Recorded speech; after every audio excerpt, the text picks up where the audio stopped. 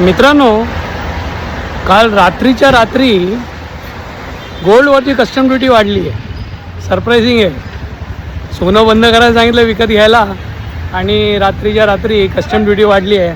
आणि मला वाटतं त्या कस्टम ड्युटीमुळे आपलं जे आता तुम्ही बाय कराल सोनं ते अजून महाग होईल.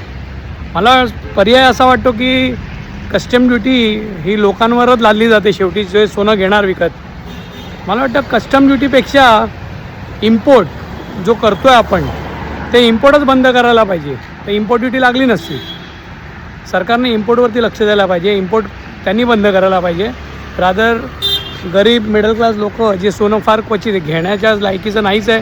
1.5 लाखाचं सोनं झालं आहे 10 ग्रॅम्स. पण मला वाटतं की ते 10 ग्रॅम्स विकत घेणं कठीण झालं आहे. त्याआधी कस्टम ड्युटी अजून ॲडिशनल. तर ज्यांच्या घरात लग्न कार्य आहे त्यांच्यासाठी सोनं हे महागलेलं आहे. तर बघा तुम्हाला किती लोकांना पटतं आहे, योग्य आहे अयोग्य आहे काय आहे. रातोरात वाढवली. सरप्रायझिंग आहे.